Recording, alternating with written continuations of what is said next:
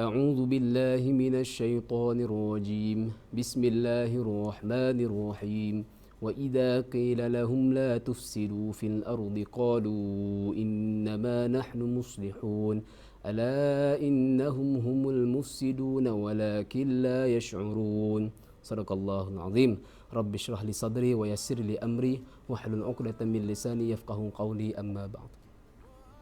Kita sambung pembelajaran kita dalam video yang lepas dan kita masih dalam golongan yang ketiga, iaitu orang-orang Yahudi dan juga orang-orang munafik. Kali ini kita akan membicarakan dahulu apa yang dilakukan oleh golongan ini secara ringkas sebelum kita masuk kepada perkataan yang abang akan fokuskan dalam dua ayat yang abang bacakan tadi, iaitu perkataan al-mufsidun dan juga al-muslihun. Kita akan kenal pasti apakah maksudnya. Adik-adik yang abang kasih sekalian, Abdullah bin Ubay bin Salul, kita tak asing lagi dengan nama ini sebab kita kenal dia sebagai ketua orang munafik. Tapi apa yang abang nak adik-adik faham ialah ramai di antara kita yang tidak kenal dia sebagai orang yang sepatutnya menjadi ketua di Madinah, sebagai presiden di Madinah sebelum kedatangan Nabi Muhammad sallallahu alaihi wasallam. Maksudnya sebelum dia nak naik menjadi ketua, Nabi Muhammad sallallahu alaihi wasallam dia telah menggantikan tempat Abdullah bin Ubay bin Salul. Maka dia marah. Dan ini adalah menjadi punca utama kenapa dia menyimpan dendam yang sangat dalam kepada Nabi Muhammad sallallahu alaihi wasallam. Idea ataupun agenda Nabi Muhammad sallallahu alaihi wasallam ketika itu pada permulaan Islam ialah tentang pengorbanan. Bermaksud apabila seseorang itu menerima Islam, maka orang itu bersedia untuk pergi berperang, menyerahkan jiwa dan raganya untuk Islam. Kerana orang Mekah bila-bila masa sahaja akan datang ke Madinah untuk berperang dengan Nabi Muhammad sallallahu alaihi wasallam.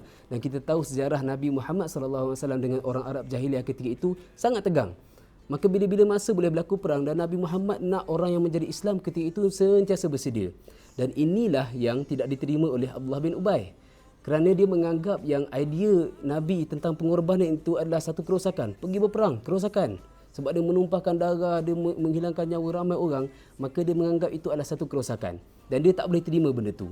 Dan dia sendiri pun tidak bersedia untuk menyerahkan jiwa dan raganya untuk Islam, walaupun dia menjadi Muslim. Dalam kes orang Yahudi pula, mereka menyembunyikan kebenaran yang mereka terima. Yang khususnya pada kitab Taurat yang mereka terima. Dah sekian lama mereka terima, mereka tutup kebenaran dalam kitab Taurat itu.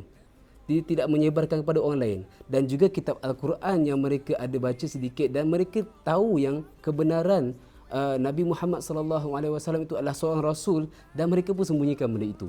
Dan juga ada beberapa bahagian yang lain yang mereka tutup, khususnya tentang hukum hakam, mereka ada ubah sikit, tentang hari pembalasan secara khususnya iaitu hari akhirat pun mereka sembunyikan sedikit. Ini adalah apa yang dilakukan oleh orang Yahudi, dan realitinya kedua-dua golongan ini iaitu orang munafik dan juga orang-orang Yahudi ingin mencapai keseimbangan ataupun keselesaan yang mereka mahukan dengan cara mereka tersendiri, dan mereka mengatakan kami sebenarnya al-muslihun. Kami sebenarnya adalah orang yang menyelesaikan masalah. Dan dengan latar belakang ini, mari kita faham betul-betul apakah maksud al-mufsidun dan juga apa itu muslihun.